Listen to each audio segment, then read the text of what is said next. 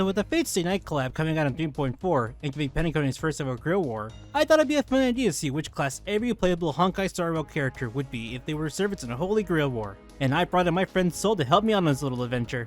For any Honkai Star Rail fans unaware, Fate Stay Night has 7 distinct classes that servants are typically placed under: Saber, Archer, Lancer, Caster, Rider, Assassin, and Berserker. There are a bunch of other classes like Rulers and Avengers, but for the sake of this video, we'll mainly stick with the original 7 just so we can keep things streamlined, as well as keeping it to the classes that show up in the Imbibitor Blade Works anime the collab is based on, though we may add in our own takes as to see which of the side classes they fit in as well. One last thing before we begin, I'd like to clarify that Soul and I aren't exactly Fate experts, so if you think we got to place it wrong and have your own takes to share, please leave us a comment. We greatly appreciate it, and would love to hear about why you think a certain character should be in a different class instead. With intros out of the way, let's get to the video.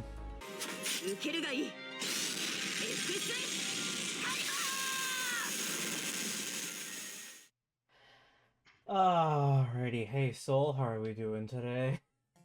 We are doing good. I'm glad to be here. Well, welcome. Are you ready to guess, or rather, like, discuss, like, what sort of classes we are basing every single HSR unit with? Oh, yes. Ever since you told me about this, I have been looking through what I can to determine what of the 7 classes are the best. Fantastic. Alright, so that being said, let's get started. Obviously not with Saber and Archer, because clearly This is obvious. this is so obvious. Gee, but I wonder why. So we're gonna start off.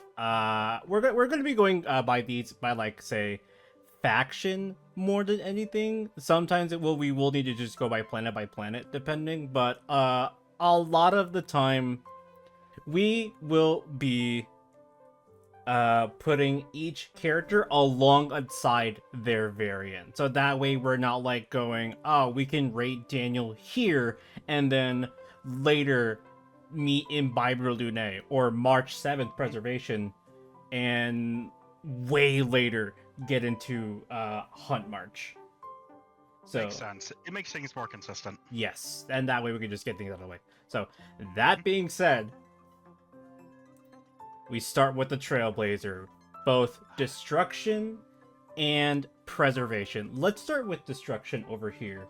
He is our first. They are the first Trailblazer we get acquainted with, so it's fitting. Yes.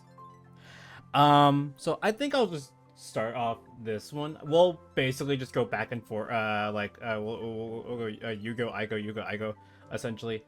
Just sort of, have us start on different things. For Destruction, I think, realistically, I think it would literally just be Saber. I think is... Interesting choice. Like, what did you think? I was thinking Berserker. Oh wait, you're right. Because it matches so well with their personality. MC has their crazy obsession with trash cans, their silly little moments of breaking the tension with nonsensical stuff. It fits so well with the Berserker class's madness enhancement, not making sense of things sometimes. Yeah, and especially with how Destruction works as a path, that definitely makes a lot more sense to me initially just thinking Saber. Because for me, considering they are like the first unit, I would generally just think Saber, because it's not like they do anything out of the ordinary, per se, when it comes to like their moveset and whatnot. Because yeah. Like, I'm thinking to, like, say, Kiana or even Fine On later, where they use bats. But they're treated much more like swords people. Kiana, in some weird case, just because she has dual guns, but she also has big sword. Yeah. Yeah, so that's why I initially went with Saber, but Berserker also makes a lot of sense. Yeah. Considering all their silly mannerisms that go on, and just her unhealthy obsession with trash cans. Yeah, that Berserker, I think, is the most fitting. I've been convinced that Berserker, I think, would make a much more fitting class for Destruction Trailblazer. And now we go into Preservation Trailblazer, which I will let you take the lead on this one. Okay, let's be real. I feel like you and I are gonna agree on this one most likely. Yeah. Lancer. Yeah. Lancer is too obvious for this class. It is. I will preface this with a lot of the Honkai Star Rail units honestly might fly by a lot. Will fly by a lot faster than some may think. Just because literally it is kind of like duh to some extent. And Preservation Trailblazer is like definitively like, yeah, you're just a Lancer. Yes. Very easy. Yeah. Alright. Okay. Next we have Hatblazer, Harmony Trailblazer. This one I actually kind of had to think about. Just because there's like no real like real wage to gauge what kind they would be. I think I ended up falling onto Caster for them, but you and I were on the same wavelength. yeah. But a part of me also kind of wanted to throw in maybe Rider, just because of how the Sunday fight worked out and just launching the train. That is a thought.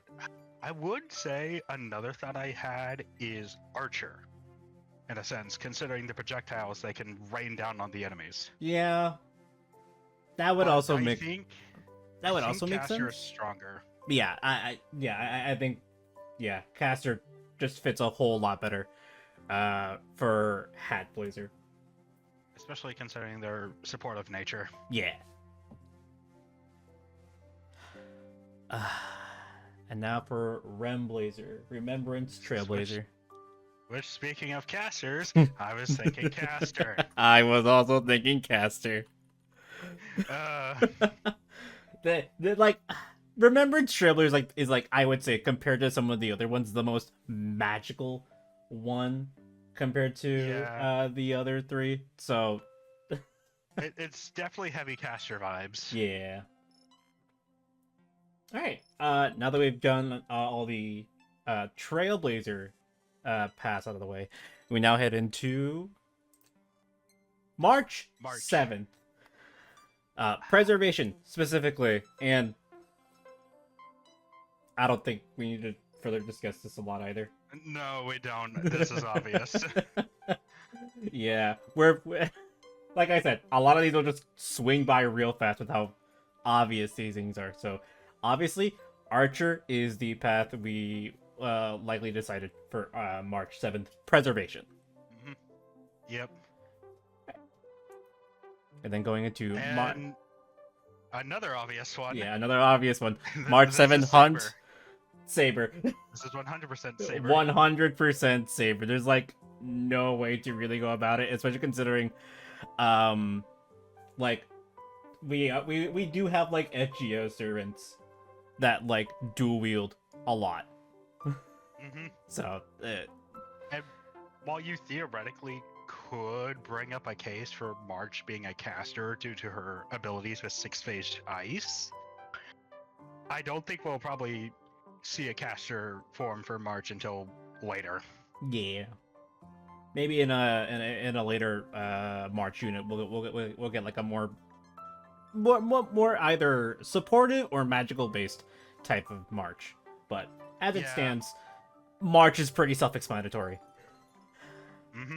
As is our next one, Daniel Don Hung. The Cold Dragon youngster himself. Who is obviously a Lancer. Why did I say caster? I mean, I'll say you're not 100% wrong, but I'll explain that later. Ah, okay. Yeah, obviously Lancer for this Don Hong. And then, because we have Don Hong here, let's just hop right into Imbibitor Lunae. Which, this is the one I'm obviously convinced of is a caster. I could definitely see it. I think I did kind of end up being Lancer for this one as well, for my side. the reason I say caster is because I did a bit more digging into Videota and Summoner things, and one thing stood out the most. They're cloud high magic, giving them lots of abilities of either water kinesis to do things like attacks, make that dragon like he does, or split the sea. Yeah, that makes sense. That makes sense. A lot of these I just kind of like took like quick glances per se, just because I haven't had a super long time to prepare for this because I've been busy for the past while. Yeah, I did a lot of digging. Yeah, and that's fair. I just initially stuck with Lancer just because he doesn't really like devolve away from his Lancer tendencies sometimes, especially considering some of his attacks. And it's not like say just summoning a dragon or being a bit more magical like prevents you from not being a Lancer, because I can think of like Ryoma per se. There's Ryoma, there's Skaha with her ruins. Mm-hmm. So yeah, to that extent, that's why I stuck with Lancer. But I can't. But I'm convinced to also think caster for Imbibitor Lunae. Mm-hmm. Alright, so we're good? Yep. Okay. We're done with the variants, at least for a little while. Let's head into Himeko. Himeko. This one I actually had to think a little bit about as well. And I think I actually kind of ended up with a writer for this one. I can understand your reasoning for that. Yeah. Just because there's not, like, a really clear class for her.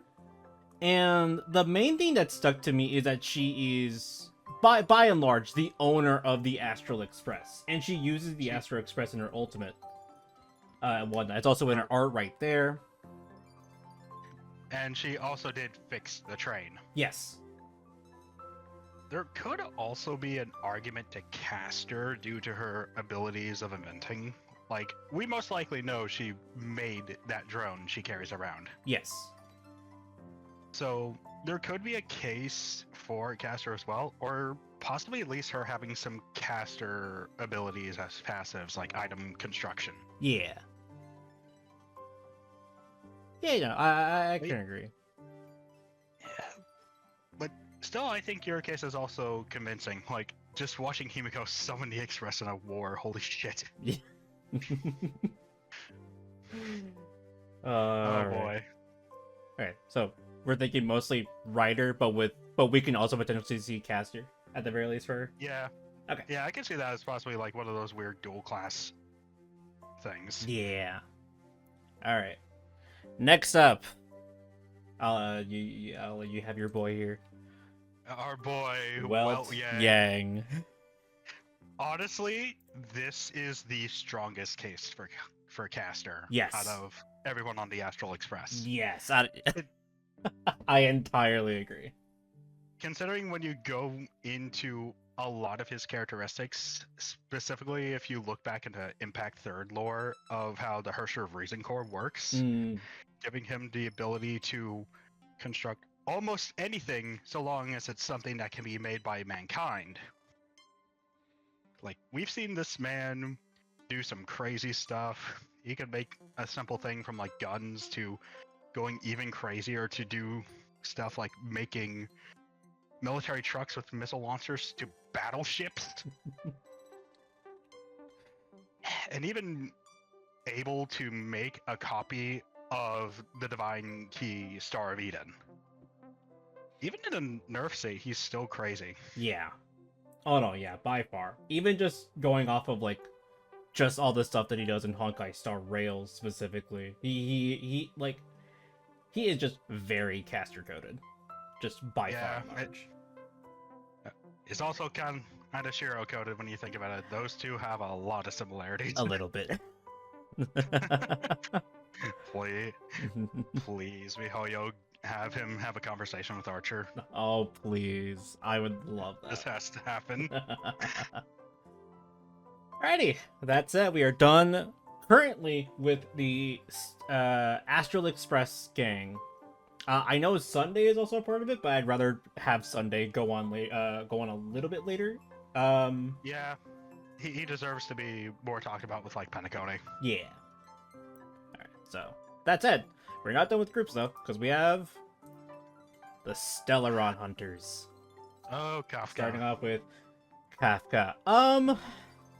Kafka's also kind of a tough cookie to crack a little bit as well. But I think I ended up more so along the lines of Archer. I actually went more of the case of assassin with Kafka. Oh, no, you're so right, though. I'm a liar. Because there is still, though, a case you could do for other classes like Archer and Saber due to her proficiency with her katana and her machine guns. Yeah. As well as Caster, given her Spirit Whisper. But I think Assassin fits more of her type. No, yeah. Considering she can use this to easily get around things. I think I made this as like 11 o'clock at night, and I was already kind of tired. So like, I don't know why the idea of Assassin didn't cross my mind for her. She is so assassin coded. Why? Yeah. And I literally just thought to like Assassin Kiritsugu. Like the moment you said assassin, I'm like, oh no, that makes so much sense. Oh lord. Okay, no, by and large, assassin can be a case for Archer, or I wouldn't even say Saber as much. More so just because we mostly just see her with the guns, I would think, than the actual sword. But Caster is also kind of fitting because of Spirit Whisper, but aside from that, yeah, aside from that, definitely assassin. Definitely assassin. I don't know what I was thinking. Moving on to our next member of the Stellaron Hunters, Blade. All right, I'll let you take the floor with this one. This one was an interesting case because there are two cases you can make for Blade: Mm-hmm. Saber or Berserker.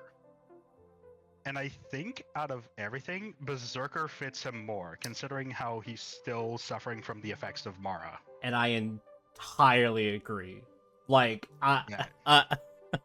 he is like the first Berserker to me in our list here, but he is so Berserker coded because not all Berserkers are like inexuberant monsters per se. Mm-hmm.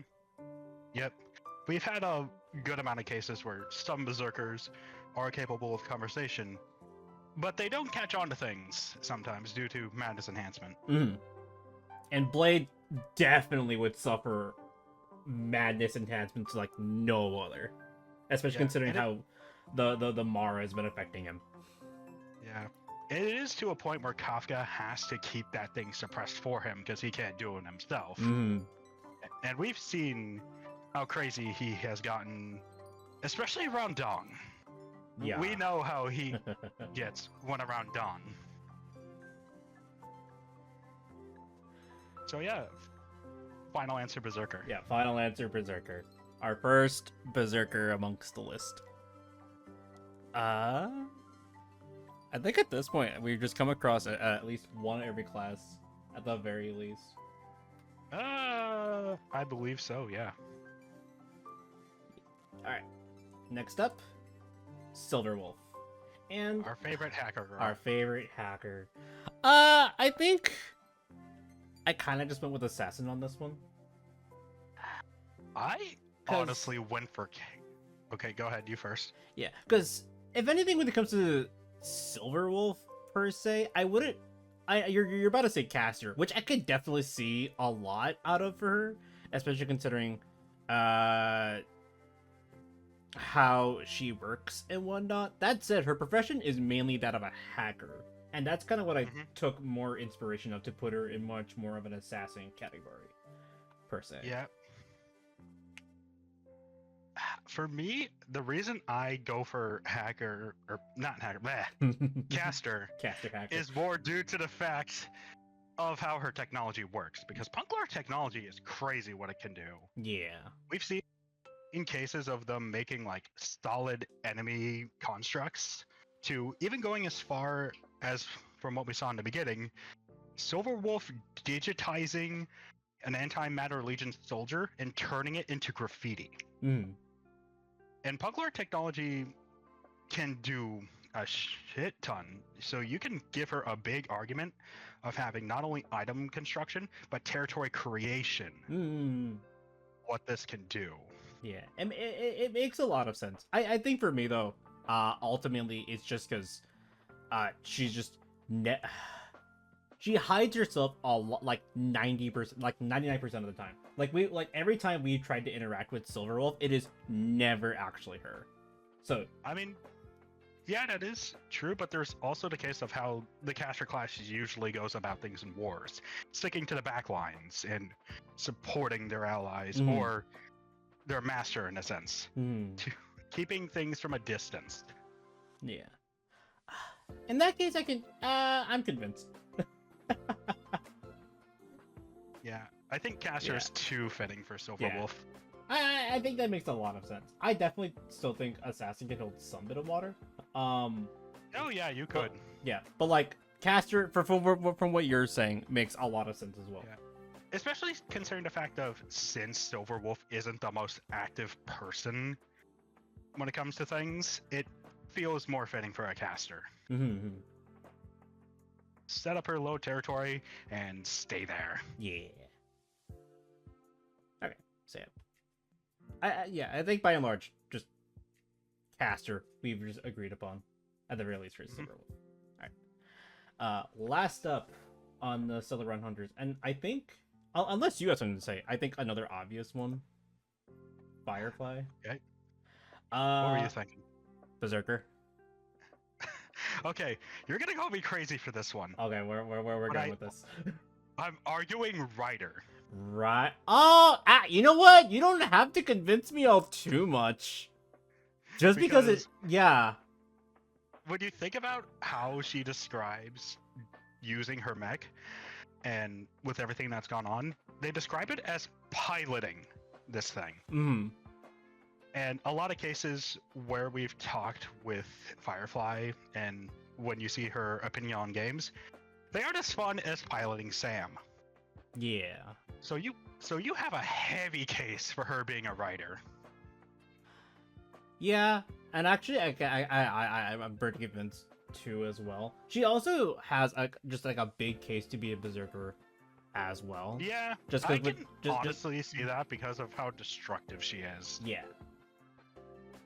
You could also make a little bit of an argument for Saber, considering the fact that she does have those dual swords as an option for combat. Yeah, but it's not like the first time we've seen like a berserker have like. It's not big though. Yeah, which it's not the biggest one. Like compared to everything else. Yeah.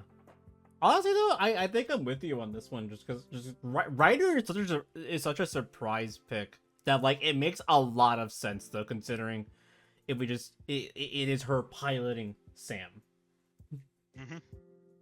That makes a lot of sense.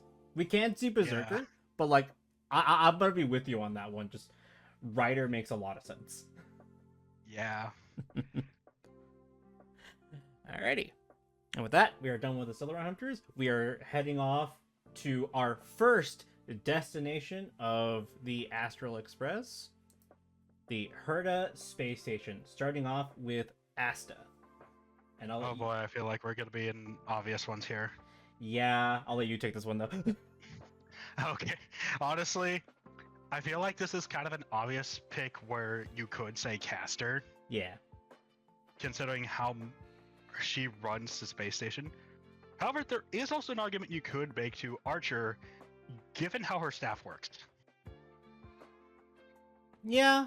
Like this thing and its ability to not only just shoot a simple projectile, but send out little storms of projectiles from the sky. Yeah, it definitely makes a lot of sense. But I still think caster is a bit stronger. Yeah. In the case of Asta. Yeah, with how support oriented she is, she definitely falls more in line with caster rather than Archer. She runs the space station. From Herta's perspective, from what she said, if it wasn't for her being here, the space station would have blown up a long time ago. Yep. And then we have the true magic of her bottomless wallet. Like, seriously, Arlan needs to keep that thing in lock and key. Yeah. Alright, so by and large, caster. But argument can be made for an archer, but mostly caster. Caster code. Mm-hmm. Alright, and well, speaking of Arlan, though, next up on the list is Hey. Arlan. Our boy. I feel so sorry for him. Yeah, he was... It's been 2 years since he was good. Well, 2 years. Yeah. Yeah, it has been that long. Yeah, yeah, 2 we're on our full second years. anniversary, bud. For Yeah. HSR. Our poor boy. Yeah. There's like 2 obvious paths I think he could go for. What you could one could make the argument that he could be a saber just because he has a sword and whatnot. And also he is essentially part of the leading guards. Security. Yeah, leading security among the Herta space station. However, from like how he's kind of sort of like a wild child per se, or at least he gives out the idea of like a wild child. Because I think what wasn't it like Asta picked him up from somewhere? I don't remember. I haven't looked through his background, Yeah. sadly. Yeah, but I think from a gameplay standpoint, he's actually much more berserker coded. That makes sense. I was thinking the same things of Saber and Berserker. Yeah. I feel like there is a strong sense of Saber due to how loyal he is to not only keeping people on the space station safe, but also Asta. Mm. But Berserker also fits well considering his gameplay style really puts him into danger zone. Like we even see in the start where this kind of style put him in an injured state. Yeah. So you could give him Berserker with a low madness enhancement. Yeah. I think Berserker would fit a little bit more, especially more so just because we don't really get to talk with Arlan a whole super lot. No, sadly no. It's also been a while, like since I think it literally has been 2 years. And no, I think maybe we saw him like once last year, but like The last time we actually got a physical conversation with him was during the whole thing with Dr. Ratio and Duke Inferno on the space station. yeah, and that was last year. Yep. I think we could just mostly agree Berserker, but we can make there can be a case for him being a little bit more saber oriented. Yeah, poor Arlan. We can only pray that Mihoyo goes around to buffing 4 stars as well, but there's a heavy doubt at the same time. Yeah. Rip our boy. Rip our boy. Yep. And then going onwards up in the food chain or hierarchy, we have Herta. 4-star Herta. And I'll let you take this one. I think this is a strong case of caster considering the fact of Herta's genius. Yeah. And this isn't just a case of just puppet Herta, sadly. Yeah. This is kind of a heavy case for both because arguably if you think about it, you could put them both at the same thing since the puppet Hertas are Herta's own creations. Yep. And in a sense, an extension of herself. Like she can just plug into one of them whenever. Yeah.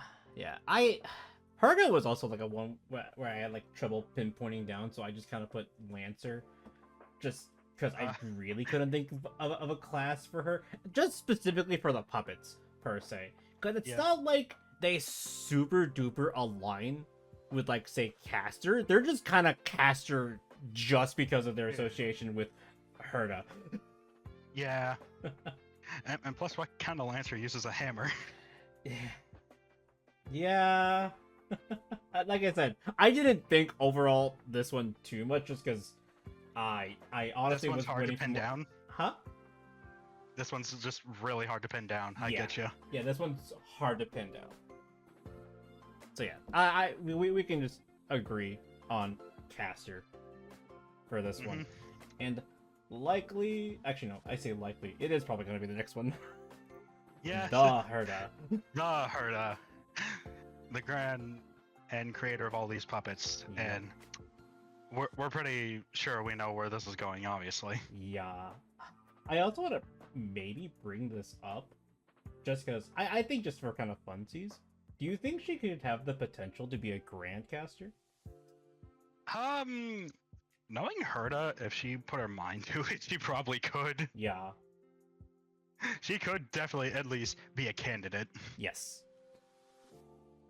But yeah, too obvious. Caster. Yeah, too Moving obvious.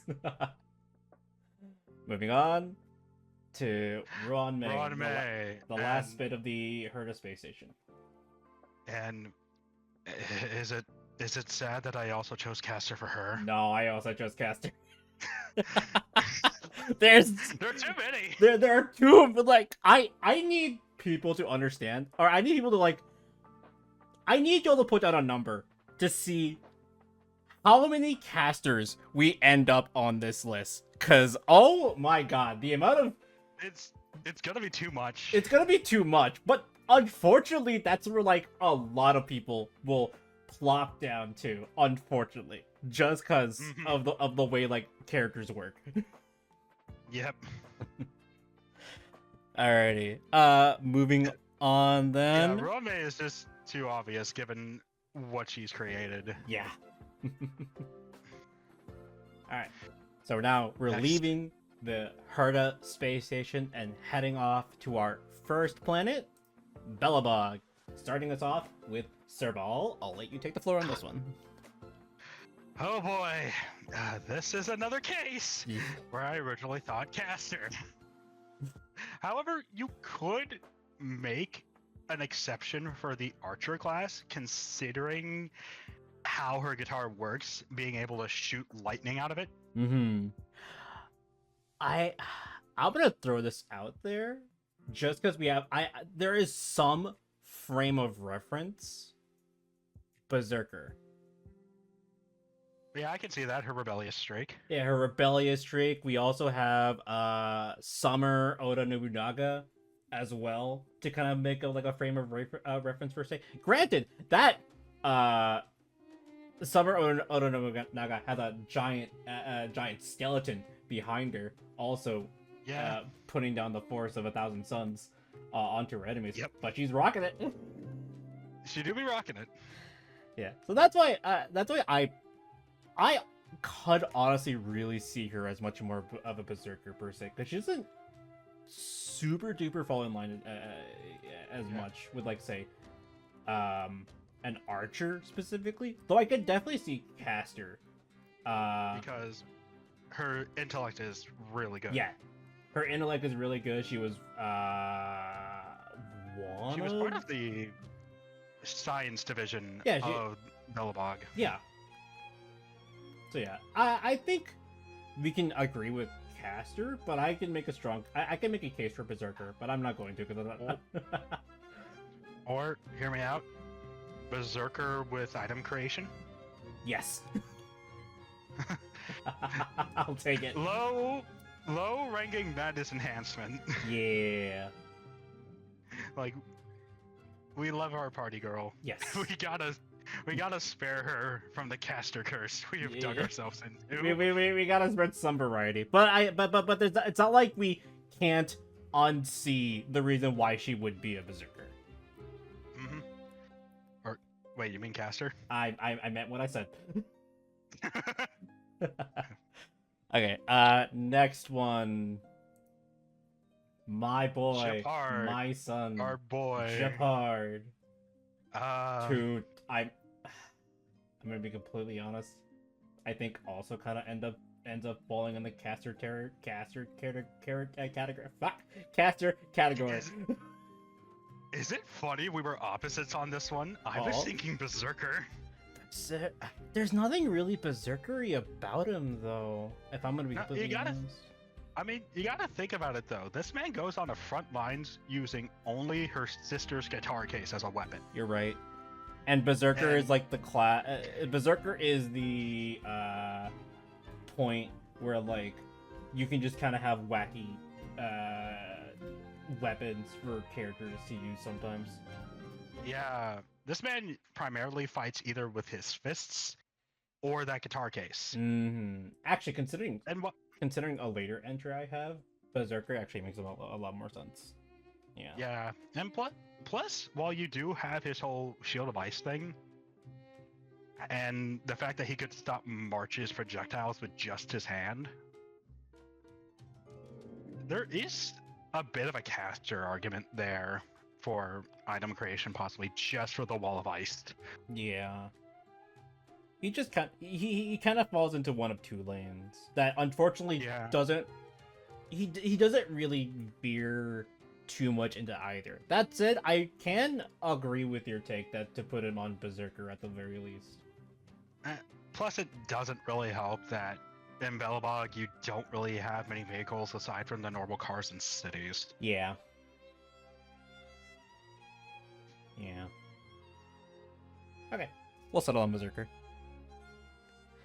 Alright, and then with the last of the Landau siblings, we have Lynx. And I'll let you take the floor on this one because I have no idea, to be honest. This one was the hardest thing to think of. Like, oh my god. She doesn't fall in line with so many things, especially if like a frame of reference with FGO. There's almost nothing to put her with. Like, you could probably make an argument for Caster given her survivability skills and able to put stuff together for like food and camping. Mm-hmm. But that's really all you can do. Yeah. Like, jeez. Pickaxe for a main weapon, her main skills are just healing from things she grabs out of her bag. Yeah. You kind of have to go Caster. Yeah, you kind of have to go Caster. I just put down Lancer just because of the pickaxe, because it's not like... Because recently we got the recent Van Gogh welfare. That does use a pickaxe as a weapon. I honestly forgot that was a Lancer. Yeah. No, they're a Lancer. That's why I put down Lynx as a Lancer for myself, but like... It was just a case of me throwing something at the dartboard just for something to stick. Yeah. But oh god, Lynx, we love you, but oh my god, you were the hardest one to think of. yeah. So, do we just want to lean on Caster? I guess more so just because of her versatility. It's the only thing we can think of. Yeah. It's the only thing we can do. It's the only thing we can think of, unfortunately. She's so hard to pin down. Hopefully this next one is a little bit more lenient, which is... Pela. I think another obvious case for Caster, if I'm being completely honest as well. Yeah, you and I were on the same thing. She's a tactical genius. She is a heavy support in-game with her little drones. Mm-hmm. And from what I remember, aside from just helping in the museum, doesn't she also work in like a scientific division or something? I forget. I don't actually know a whole lot about Pela, I'm gonna be completely honest. The only thing I know is the somehow questionable choices with her background of she met at Serval like 10 years ago Yeah. when joining her band, which is cool, but then we have confirmation and stuff of when she was born, which was 16 years ago. You're telling me she met Serval and joined a band at 6? Yeah. What, did you want a 6-year-old in your band? Your metal rock band? I mean, not really, unless they actually had skills. Well, maybe she does, obviously. She was able to be in Serval's band. Oh my god. But yeah, I think this is just the strongest case of Caster because of mostly gameplay. Yep. And her tactical support genius. Yep. Alright. We are done with the surface world of Belobog. We are heading down to the underground, starting with Hook. Hook. And This was yeah, I'll let you honestly a case where Berserker was the first thing that came to my head, considering Hook herself. Mhm. But is it funny? There's a weird argument I could make for Ryder. Honestly, I had Ryder pinned down for Hook. The only reason I can come up with Ryder is because of her Diggertron and how it works in her ultimate, dragging Yes. her around. Yes. Absolutely.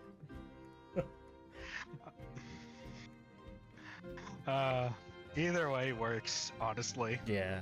Let's pin her down on Ryder, because we don't really have too many Ryders. The last one we put down was Himeko. Yeah. No, wait. What do you mean? It was Firefly. Oh, you're right, Firefly. You're right. I'm looking at my own list that I haven't changed. Yeah, you're right. Either way, I think Ryder fits her a little bit more better, I would think. Yeah. I think Ryder would just be funny, watching her Yeah. go into battle being dragged around by Diggertron. Yeah. Alrighty. And then going off of Hook, we have Natasha, which... I think we know where this is going. Archer. Oh. You're not too. You're not wrong! She does have that big-ass grenade launcher. Yeah, that's kind of just where I was leaning more. So, like, I guess we could put her, like, the other obvious one would be Caster.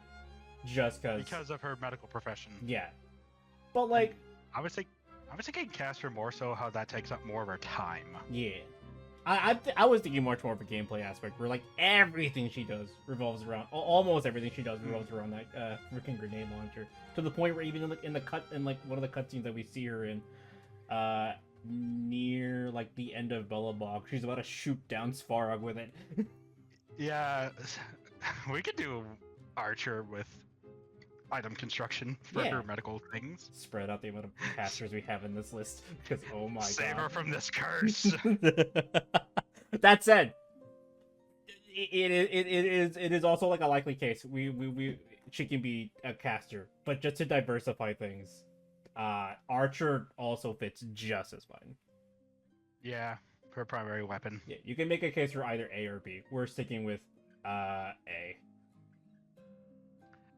Okay. Alright, next up on the list we have Luka, my boy, my son. Our boy Luka. I'll let you take this one. I think this is just an obvious case of Berserker. Yep. We know our boy Luka. We know our boy. He's a big, This man- punchy lad who fights for the people of Belobog, wishes to make the children happy. He's such a He good loves lad. his good fights. Yeah. And he's also willing to go in and risk his arm just to save people. Yes. He is. What else can we say about our good boy Luka? He's very berserker coded. He is so berserker coded. Alrighty. Ooh, you know what? I'm glad I ended up on this one, because I want to make a strong case for this one, considering the parallels between this character and Fate, to some extent. Okay. Next up, Clara. Our precious baby. Our precious baby. So, people of Fate Stay Night will know the character of Ilya and her servant, Berserker. And it's not... They're not wrong, per se, I mean, with, like, the similarities it between doesn't- each other. Just because it's like... It doesn't help. Go ahead. It really doesn't help that I think even Mihoyo confirmed that the character of Clara and Svarog were heavily based on Ilya and Berserker. Yeah. So, that being said, I don't think Berserker.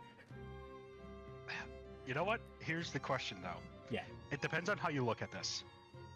Do you look at this at Clara herself, or as a dual unit with Svarog? A dual unit with Svarog. Because Because... I'll be honest, there is a case you could do Berserker not for Clara herself, but for Svarog. Oh, for Svarog?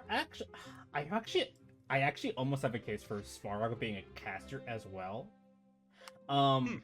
Here's my thing. Where I fall in line with caster, or for Clara, is caster. I just said it, but either way. I mean, we both agreed on that one. Caster makes too much sense. Caster makes way too much sense, especially considering we have a dual servant caster, or rather a caster who has a mech to serve alongside with her. So we also have that as a frame of reference. And even then, if we just went into Svarog, we also have Charles Babbage, who is literally just a robot, but is a caster. Not to mention, like, a lot of the creation stuff, a lot of, like, sort of man-made creations, per se, like golems and whatnot, are in the caster category, or sometimes in the caster category. Not so much, like, golems, like the gameplay or whatever, but they can be whatever class they want, because... Yeah. But I think even just Svarog alone can be very caster coded, just from like the frame of references we have in mind for other casters, because we don't really, I don't think we really have a berserker that's much more robotic than anything. Nope, I can actually answer that with one servant. What's that? Zhang Yu. I don't think I know that one actually. Lost Belt 3. Ah, the horse robot. You know what? I don't want to think about Jung Yu. Anyways. No, but it kind of makes sense as well how you could put Svarog in the Berserker class, considering for like the longest time he was so put into just calculations that he wouldn't really open up to anyone. He was strict to his code and would not make any exception for any of the other underworlders. Keeping them in prison for technically years in a sense. He was so heavy on that keep everyone down here. Yeah. To the point where he couldn't be reasoned with. And I could definitely still see Berserker for that sense. I think I still kind of, at least for Svarog, I kind of want to still hold him down just a caster. In any case, but I think for both as a dual servant, I think caster still falls in line for them both. Yeah, you could also make an argument of caster with madness enhancement for just Svarog specifically. Yeah, just that low madness enhancement. Yeah. So, caster with Berserker passives? Yeah, we could do that. Sweet, caster. Alrighty. Moving on, we have Bronya. I feel like this is the obvious archer ever. Like, the most obvious archer ever. I can also see caster too, unfortunately. I know, I also feel that. I'm going more... We could plot her down more as off her archer. field training. Yeah. Yeah, I'm going much more off of Bronya's field training for this one. Yeah, that's fair. That is also fair. This was a case of like I could lean either one. I just chose caster just to be a little bit different at the time before I realized the list was just nothing but casters. Yeah, you and I ran into the same issue. Oh boy, but yeah, I can go either or, so we can just do archer for this one. Yeah, has to put that gun to use somehow. Yep, and she does put it to use at the very least. Yeah, uses it quite a lot. Yeah.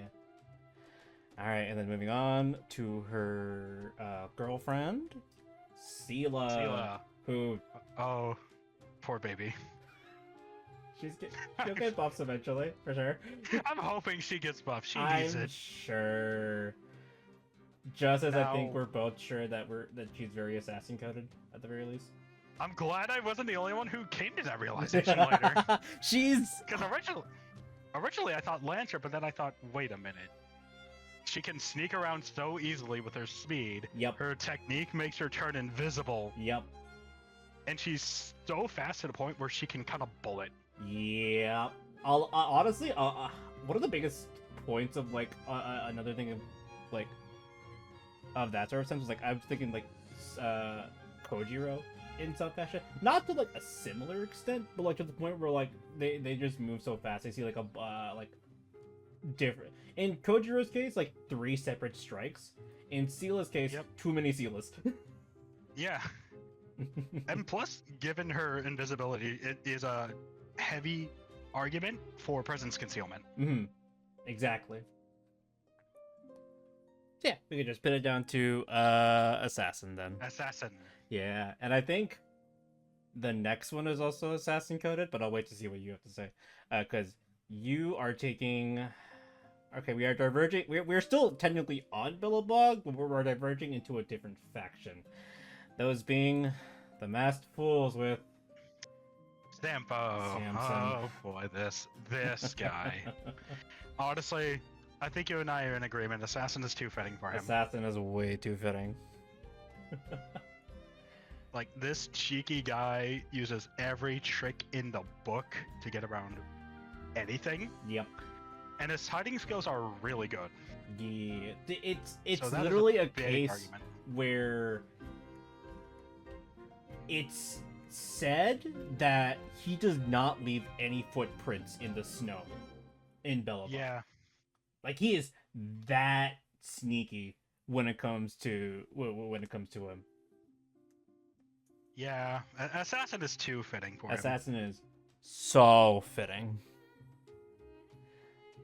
And then let's move on to the next masked fool. In that case, Sparkle. I had an interesting one in this case, but I figured you were going first since I was going first. Yeah, I just developed a caster, unfortunately. Okay, hear me out. Okay. Assassin. I can see it. She doesn't really have. Okay, no, I'm not. The more I'm thinking about it, the more a very assassin coded she is, just because she's able to disguise herself like perfect 1-to-1 people. She can not only turn herself into different people, she can mimic their voices extremely well. Mm-hmm. She has the ability to pretty much blend in without anyone noticing, so she could sneak anything anywhere. Mm-hmm. And there is an argument you could make Furcaster true, but I feel like Assassin is just too fitting. Yeah. Gameplay wise, it is very caster coded, but I think just overall Sparkle wise, she is very assassin coded. So I can definitely lean in on Assassin. She is definitely a heavy assassin with item construction. Yeah. Because her whole things of building those buttons, those plushies, just putting those everywhere while no one could see her. Yeah. Like at all. Yeah, the more you talk about this, the more I realize, oh no, wait. The masked fool are just assassins. No, we're good. They can be. We haven't seen a playable mask fool that doesn't fall under a different class. Yeah. Do you think going off of the 7 classes, do you think there could be an argument for Pretender for some extent? I mean, wait. Going off, like, just aside from the 7 classes? Just aside the 7 classes. Aside from the 7 classes, you could possibly make an argument for Pretender due to her really good acting skills and stuff. Because we know, like, if you ever summoned her in the World of Fate, you know for a fact she isn't supposed to be there. Yep. So Pretender would be too fitting. Yeah, Pretender. I think just for both Sampo and Sparkle, because I think there's also like a bigger thing to Sampo as well, not just from like him being just a super sneaky, sussy guy. Yeah, but we still have yet to see that. Yes. So until then, and sticking to the list, we'll go with just Assassin. Yes. I just wanted to bring that up. By the way, that's all I wanted to mention, just because I want this to be fun. Like, I want to bring up like potential other classes they could be, but just mainly focusing on the 7 classes and just talking about the other classes for fun. Because before this, we didn't really have like any other potential case of like bringing up a person in like another class per se. Just because a lot of the classes that the HSR units fall under typically do fall under like the general 7 anyways. Or actually, if you think about it, there is one potential case you could make for Blade being Avenger. Oh yeah, Blade could be Avenger. Blade is also very Avenger coded. Blade is Yeah. also very, very Avenger coded.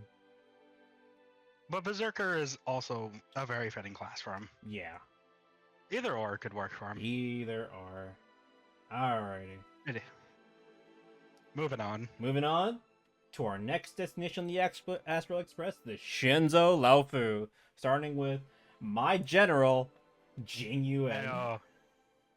Hey, this is an obvious case where I think you know what I'm about to say. Okay, go ahead. This is a Lancer case. This is very Lancer. Everything about this man has to do with fucking Lancers, and that's fine. Yeah. Or specifically Naginatas, but yeah. hey, Yeah. we've seen cases of Lancers using a Naginata. Yeah. It is just the class for him, especially considering Lightning Lord still uses a Naginata as well. Exactly. So the most general. obvious of obvious Lancer classes. Outside of our maybe general, Daniel. the Lancer. What is that? Okay, who next? I was just saying our general, the Lancer. Our general, the Lancer.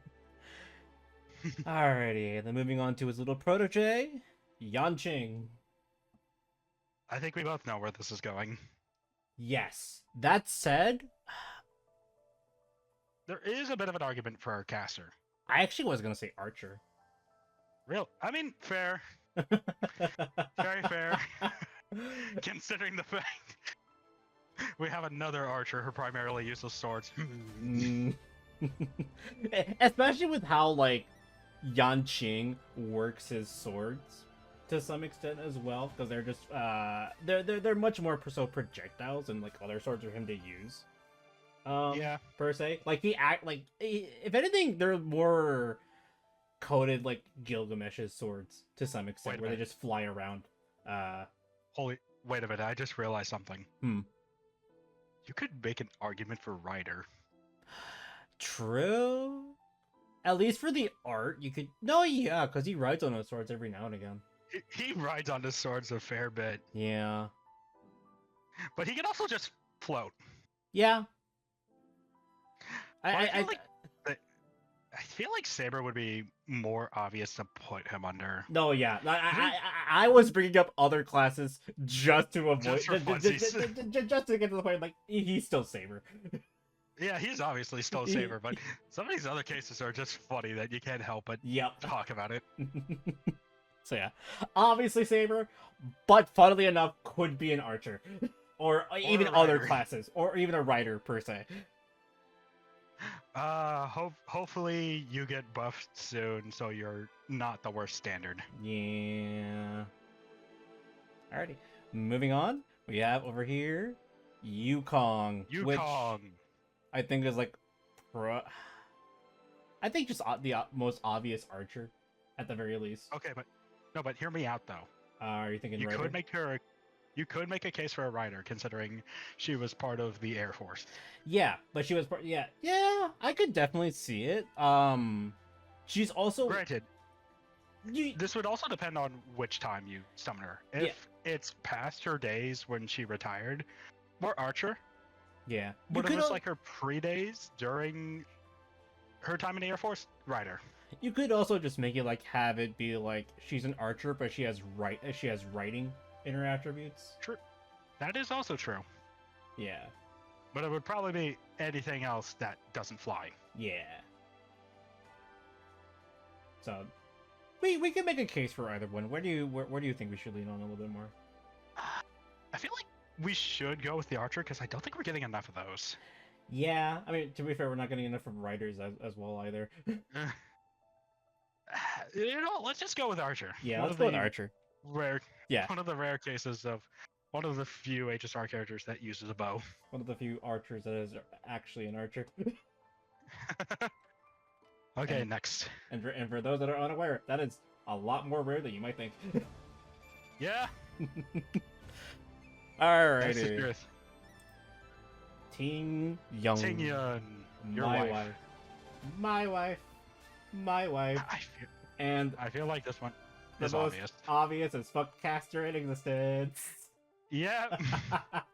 Doesn't matter which version. Doesn't matter which version, because they're both casters. Casters. Totally. Arguably, her second version is more caster than her first one. Yeah. Also, real quick, just to mention, Tingyun also would fall under the line of like most general casters to begin with, or at least like the top tier casters per se, because in FGO, our top tier casters love to be massive supports as well as generate large amounts of battery for our servants. Yeah. And Tingyun is like so FGO coded at the very least with how like she works. Yeah. That being said, Fugue is also Heavy caster. Heavy caster. Nothing changes between Tingyun and Fugue in this case. Yeah. Tamamo having competition. I'm not gonna talk about it. Listen. I'm always having an inner argument between myself and myself when it comes to those two. I'm just gonna move on. Moving on to Luocha. I'll let you take this one. Now, this is also another case of caster. Mm-hmm. But you could make an argument for Saber considering his primary way of fighting is a sword. The problem At is, least for I feel basic like, attacks. yeah, from his basic attacks, sure. The problem is he doesn't still fall in line as much with the with Sabers. I don't think. Yeah, like if anything though, it would still more be caster over Saber because he uses a lot of prayer, and he's got that coffin. Yeah. Which, at least from what we know now, holds a fragment with the propagation. Yeah. That's good old Papa John's. Terrifying. That's terrifying. Yeah. So, but yeah, I feel like this is obvious. Heavy caster. Heavy caster that just uses a sword. It's also like we also have Merlin who also just uses Excalibur in his moveset as well. Pulls it out of nowhere. Yeah, he just pulls it out of nowhere. Alright. Next up is partner in crime, Jing Liu. Ooh. Which you could go either one of two ways, I would think. I think you and I are on the same with this one. Yeah. You could either go between Berserker or Saber. Honestly, I think this is kind of an opposite case of Blade. Where Blade is more focused on the Berserker due to the fact of how the Mara has more of a clutch on him, bringing his madness up. Jing Liu is a state where you could go the Saber route more since she has more of a resistance to it, to keep her mind clear. We can still have her at least with Madness Enhancement, just because, at least with her murder mode to some extent. And the Mara. Yeah, the Mara. But then, so, go ahead. We can lean in towards Saber. I think I just want to go Saber with this one because it fits a bit better for her. Yeah, it fits a lot better. For her at the very least. But that's it. We can definitely still see Berserker at the very least for her. Yeah, Berserker is definitely a good secondary class for Jing Liu. Yeah. But primarily, we do mostly see Saber. Alright. Next up on our list, Baidu. Oh boy, this is another case of caster. Caster. There's like nothing to really be said about it. Yeah, in this case though, it's at least a lot more fitting considering Vidyadhara and Cloudheim magic. Yep. Yeah. Let's just move on. Very good heal. Yeah, we know. Yeah, there's just nothing to be said about this one. It's just the most. It's another obvious pick. Caster. Yeah. Onward to our gambler, Qing Shui. Our gambling addict. Which this one, I would say Archer. Yeah, you can make a strong argument for Archer, given her playstyle of throwing her celestial jade pieces at people. Yeah. But you can also make an argument for Caster due to her connection to the Divination Commission. I kind of want to lean into Archer though, more so with the fact we have way too many. We have way too many archers. Also, it's also just a case of like I think Archer is just a lot more fitting for her, anyways. Because it's also. Go ahead. Finish first. No, you go ahead. Nope, you finish. Alright, fine. Hear me out though. Finish. I interrupted you. You finish. Okay. It's just a general case. I just think where she fits a lot more because even though she had like the background of being a part of the Divination Commission. Of the Divination Commission, I still think she just leans far more into the Archer side, just because she's not super duper deep into it. She's trying to get out much more often than she is. Yeah. Which leads into much more of the idea that she's not so as focused on like that side of the spectrum. She is focused because it's not like, listen, if she were that much of a bum, she would have been fired, but she's not because she's a good worker as well when she is put to work. Yeah. But I think overall, I think Archer fits a lot more. Oh, yeah. As well, hear me out. Independent action makes way too much sense for her. Oh, absolutely. Independent action makes way too much sense for our gambling addict. The surprise, obvious Archer is Archer. Oh boy. That being It'll said, probably be her only passive. yeah. Oh my god. Just she Even as only a caster, she she'd probably only get has summoned with it. independent thought. No, even as a caster, she probably wouldn't get anything but independent action. Oh, you're so right though. Alrighty. And then moving on. Fuxuan. I'll let you. Obvious caster. Yeah. I was gonna say I'll let you take the Head floor of the on this one, but Divination Commission. The ability to look into the future. What else needs to be said? not a lot. She's a caster. Plus, we've seen how she can just slow down time for herself to simply move Kafka's bullets out of the way. Yep. Alright. Alright. Oh boy. Oh boy. Next one. We have chicken. Chicken. Chicken. I think we know where this is going, obviously. Saber. Saber, you could also argue a little bit of madness enhancement. Yeah. Like, the tiniest amount. The tiniest amount. But like she's still Given very obviously saber coded. She is way too Saber. Yeah. Alright. This next one, we'll have to talk about this one. This next one's very interesting. Alongside Sushong, we have Gui Nai Nai Fen. Along with her Our favorite subscribe for more icon, which you should do on the video, by the way. Maybe even like it, maybe even post a comment to increase engagement. Whatever works. Whatever works.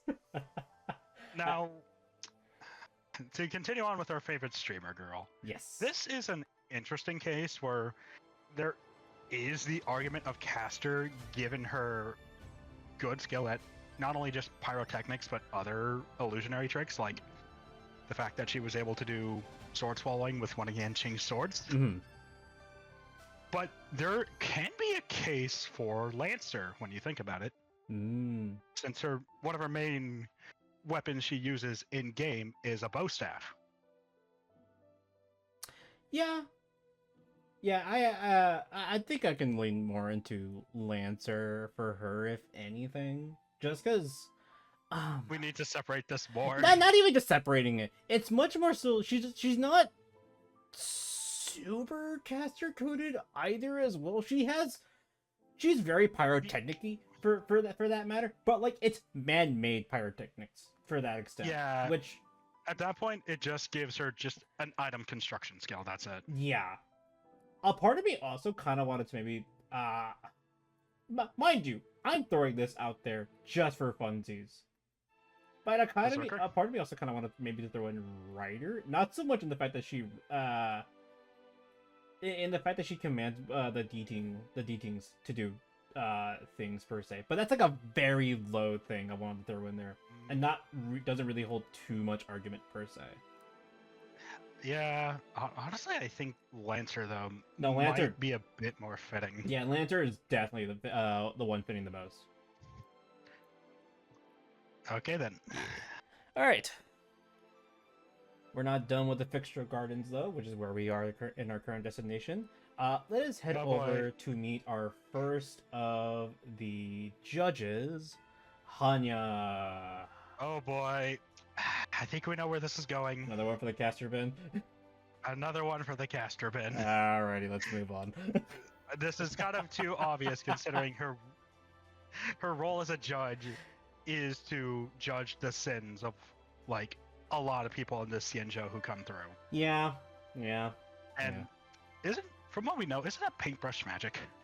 Yeah, I think it is. Especially considering, especially in the gameplay, she's able to do a lot of like calligraphy magic stuff or whatever with it. Yeah, caster is just way too fitting for Hanya. Yeah. Alrighty. So we're on to the next judge over here, and I'm sorry, there's not really a bunch of good light cones for Shui to use. Sad.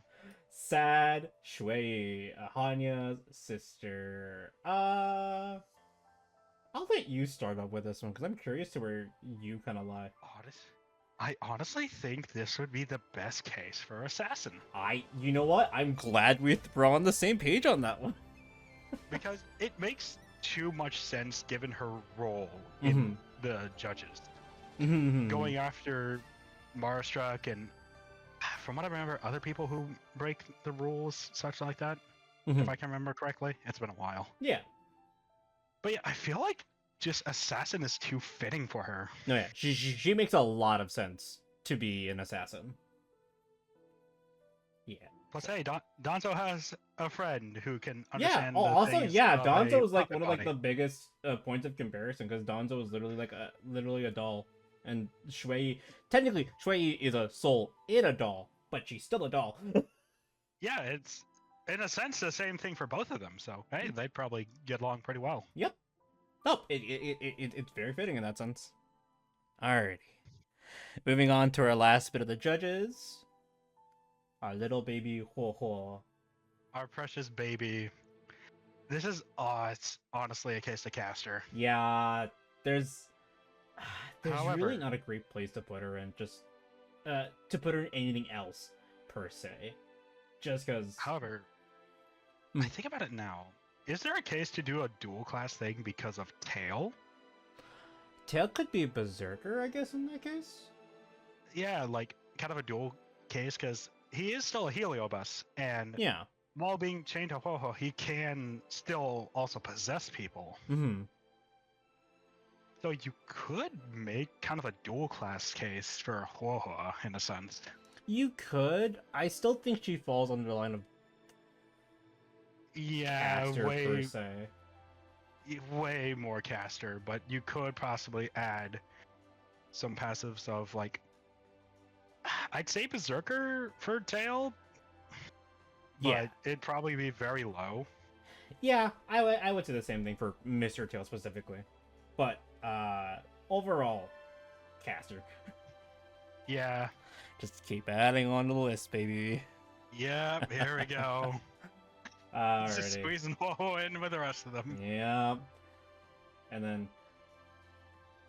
moving on to our next resident of the Xianzhou. We have our most obvious of obviouses. Yun Li. Which I don't think we really need to say much about it. Honestly, this is the biggest case of Saber. Yeah. It's especially so when you look at her ultimate, which is not like very much an homage. In a sense, it is very much an homage to Artorio's Excalibur. You could possibly make an argument for Berserker, but that would be like a really low Madness enhancement. It would have to be like super low, yeah. But I think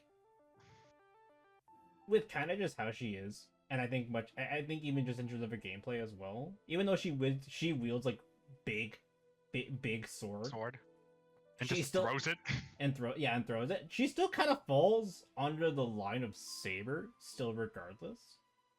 Yeah. But you can. There is actually, even with how wild she can be and how nonsensical she can Yeah. be as well, you can make a case for Berserker for her as well. Mm-hmm. But I think overall, Totally agree on that. yeah. But I think overall we can just tie this up to being a saber. Yeah. Yeah. Alrighty. And there's... Oh, right, 2 more. Oh, we got a Okay, couple we more both in know this where Shinzo. Okay, let's be real though. We both know where this is going. Caster. Yeah. Yeah. And they're about Cloud Him Cloud High magic Mage. everywhere. Plus, she's Cloud Him magic. She's a healer. Yeah. She's got familiars, so she has an argument for item creation heavily. Mm-hmm. This is just another case of obvious caster being obvious. Obvious caster. Next. Next! Okay. Again. I think we know where this is going. Caster. Yeah. Listen, guys, it just kind of writes itself sometimes. I mean, it just doesn't help as well that Zhao Cho's thing is really focused on medical. Even though it's specifically with, like, food. Mm. It is still kind of a heavy case of caster, especially from what we remember him being a doctor. Yep. So, yeah, caster. It is just by and large caster. At least this one's obvious. Yeah, this one's also pretty. At least it gives us a quick break. Yeah. It gives us her. I say an assassin for quite a while, but we said Shui was an assassin as well. Yeah. But like this is like another just case of like obvious assassin being assassin. Most fits so well as an assassin. Yeah. Yeah. So let's just move on to oh, I actually so a peek behind the curtain. Our next one is Fei Xiao. But on my list, I don't have a class written down. I just have Fei Xiao written down. Oh, this one I actually thought a bit of, because you can make a few cases for Fei Xiao. Yeah, you can make a lot of cases for Fei Xiao. There are 3 that come to mind the most, though. At Yeah. least for me.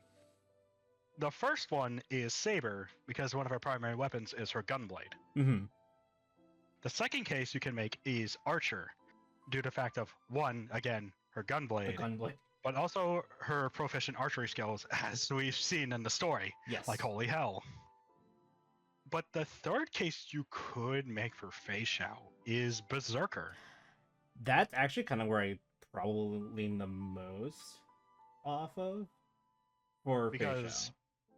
yeah, her lineage. Not even just of her lineage per se. It allows her to be a lot more. It allows her kid to have much more variety when it comes to like Yeah. having just all these weapon proficiencies and whatnot per se. Yeah. 'Cause- So, go ahead. Yeah, because like I'm sure we have a few cases of like say sabers and archers also using like different types of weapons alongside them. Oh, especially in the case of like Emiya per se, where he literally uses nothing but swords and pulls out the occasional bow every once in a while. And if you want to go extra out there, Lance as well. Yep. But like Emiya is kind of the exception to the rule most of the time, I would say, because he's you would know a little more Emiya in this sort of sense. Yeah. He just kind of is just a big ass weapon maker. Yeah, and the fact that he's got his skills from taking archery for a good amount of his life. Mm. It really does kind of fit for him in that way, in a sense. Yeah, but with Fei Xiao, we have a different sort of thing where like Case.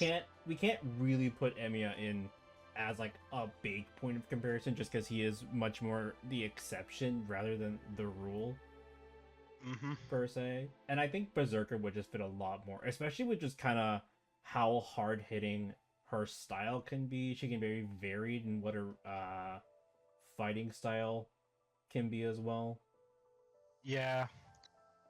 Berserker definitely has more of a high tier Mm. chance. Mm. With the also exceptions of her being able to be summoned in either the saber or the archer position. Yeah. So overall, leaning more towards Berserker, but we definitely can still see the case of being Saber or Archer. Yeah, yeah. Alrighty. Let's move on from the Shando Laofu and head towards taxes. Oh boy. Gotta pay. Gotta pay. Alright, who left off on who let off on the other one for Facial? Was it you or me?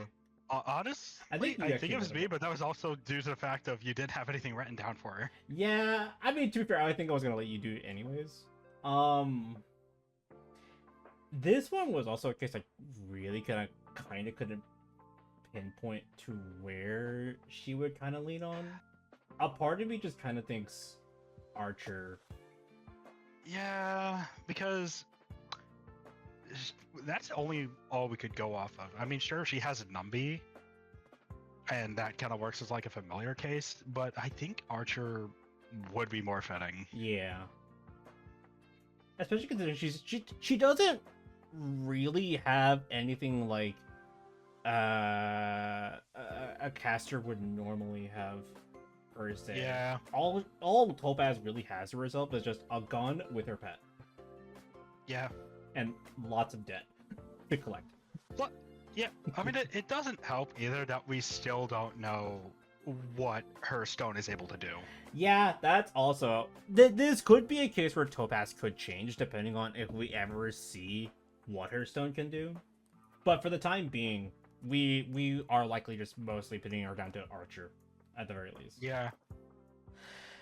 Alrighty, that being said, the next one, we do have an idea of what their stone can do. Adventuring. Hey, make Venturine himself. Now, I actually had some interesting ideas for him. Alright, go ahead, take the floor. I had two cases you could make for Venturine. Mm. Caster and Archer. Yes.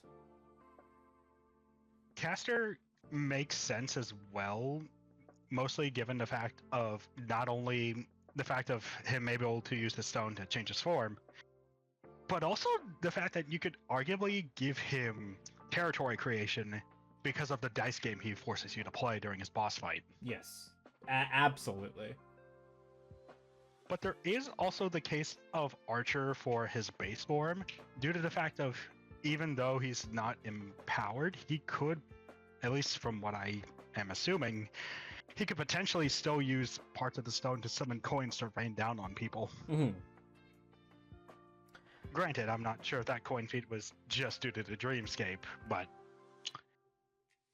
assuming it isn't. Yeah. We could just make it a case where, like, yeah, we could just make it so Adventuring can be Archer, at least for his base form, and then he can have, like, similar to, like, Melusine per se, where he or can... arguably you could make a case as well with Atalanta as well. Atalanta? No, remember Apocrypha. Oh, yeah. I mean, yeah, I was thinking much more, like, you know what, you're right. I was thinking much more in terms of, like, gameplay, per se, when it comes to FGO, because the quickest point of comparison I can think of, like, Melusine, where, like, you can boop her third skill and just transform her into, transform her saber into form. a berserker. Oh, a lancer into berserker. Lancer. Well, technically, it's not a berserker. It's still a lancer. Oh, you're right. What am I thinking? I think you're thinking of Jekyll. You're right. Never mind. Scrap that idea. It's been a while. But yeah, I think we can just agree to, like, base adventuring Archer with fully powered adventuring being a caster. Yeah, like base adventuring having item creation, probably, and territory creation, possibly due to a shield. Yeah. No. I think that makes a lot of sense. Yeah. There we go. Yeah. Alrighty. this one I had to think a little bit about. Moving on to J. Another one of the hardest ones you could do. My other HSR wife. I'd say more mommy, but that's just me. Oh no, this is the wife. Alright, I'll take the floor on this one. So, this one was hard. Possibly out of any of the characters, this one was like probably the hardest to think about. Yeah, I can understand why. Because she doesn't super duper fully lean on anything.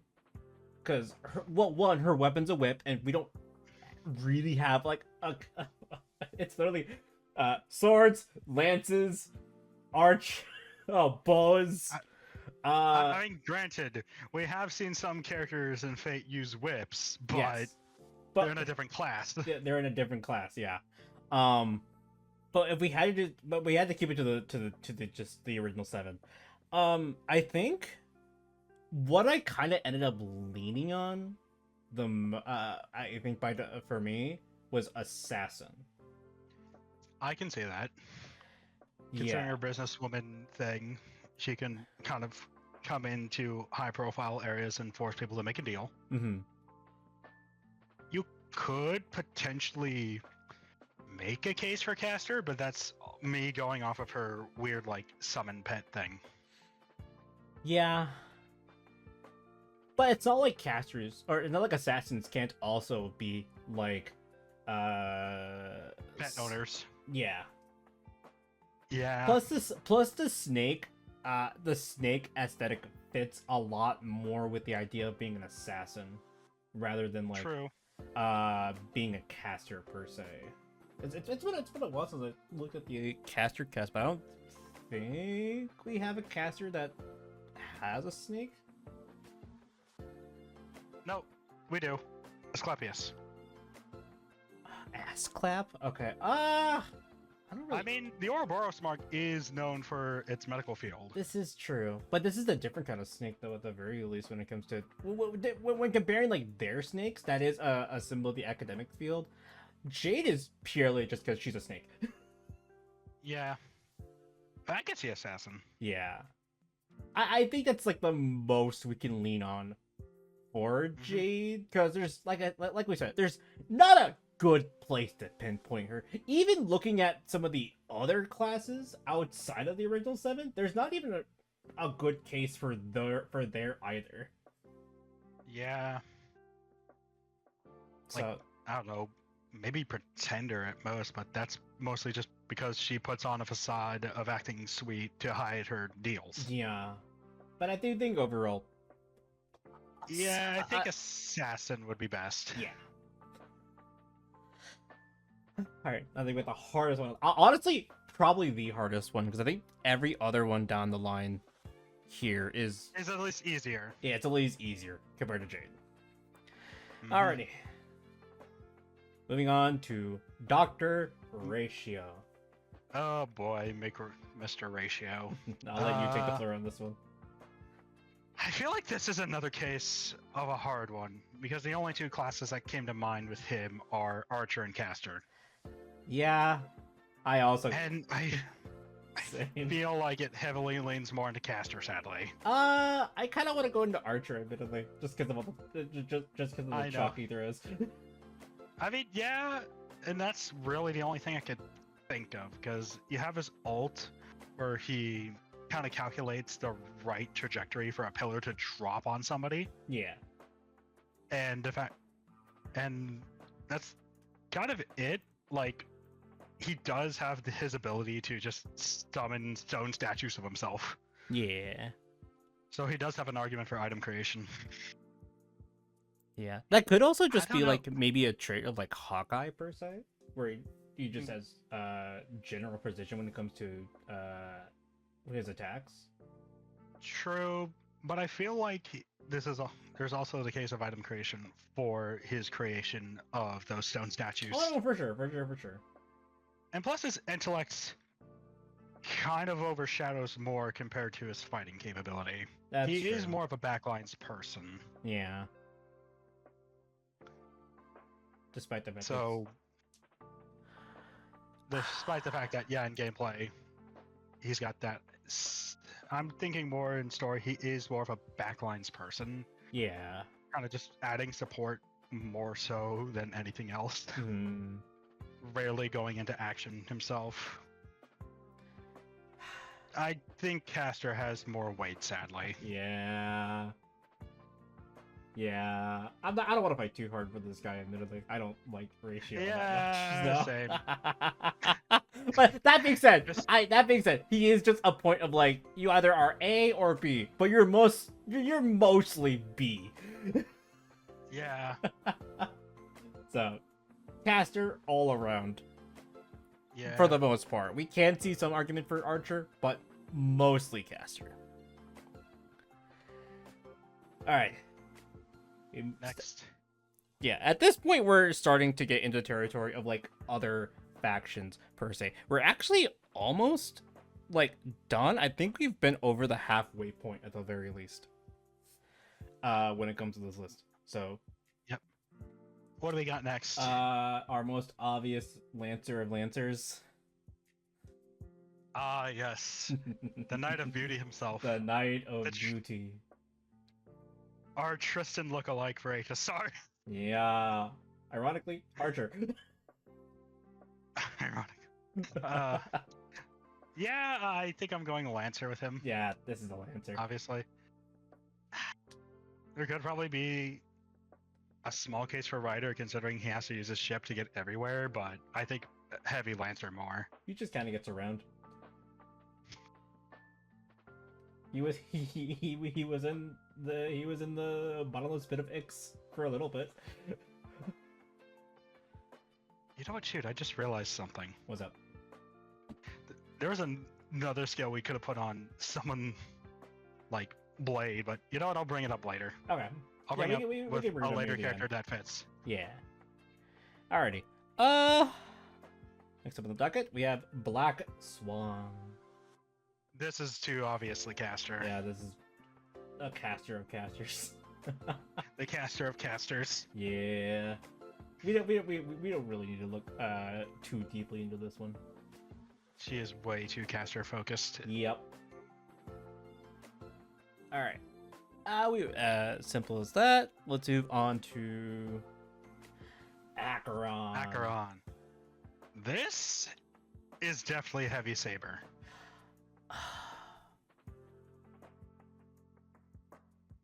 Like, Hear me out. her skills. I actually have Assassin put down instead. She is definitely very. She definitely has a lot of skill with her swords. No, not to be said for anything else. She can still be a saber per se, but like with the idea of maybe more so personifying the idea of nihility and death per se, I feel like Assassin would fit maybe a little bit more to her aesthetic than maybe a saber does. I can see that. I'm also mostly thinking though of a lot of the feats we've seen from her in general, because we've seen in her past she was wielding one of those swords created from her people. I think it was like the lightning one, I forget. That eventually shown to her being able to cut down that giant tower. And then there's a combination of that becoming the blade origin, and the later feats in the story to where we see her not only deflecting Adventuring's attack to the point where it cuts a hole into the dreamscape itself, but also the fact of her using her sword to help us save the day in Penacony. With what she did. I think Saber is definitely a heavy focus on her, especially when you consider the fact of how the Nihility path works for her as an Emanator, being able to, from what we remember, cancel out at least some of the effects of the Harmony, or actually in this case the Order.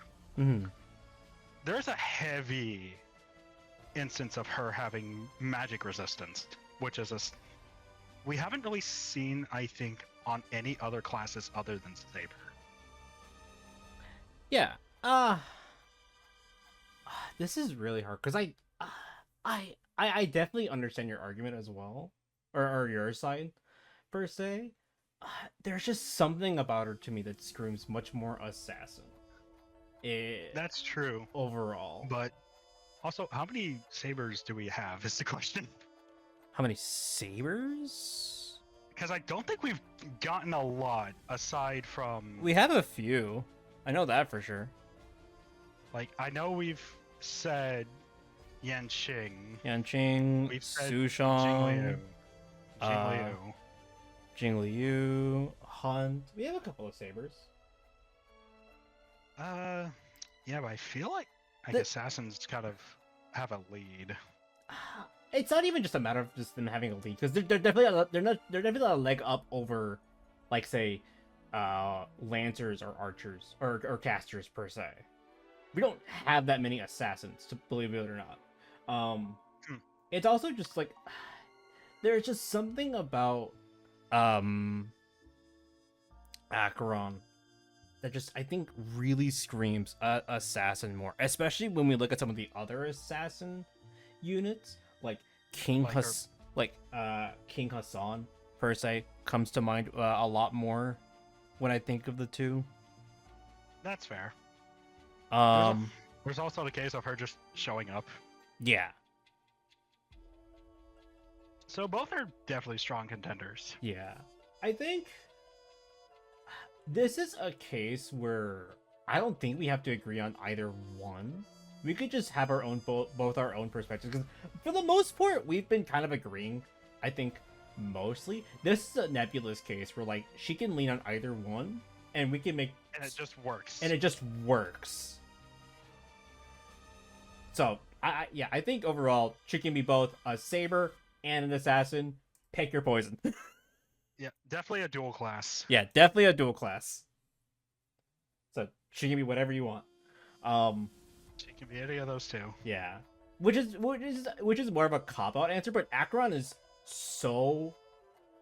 She's not like Jade complicated per se, where Jade you couldn't pinpoint down as to which one. With Acheron, you could pinpoint to where she could fit between a saber and an assassin, and it would make so much sense.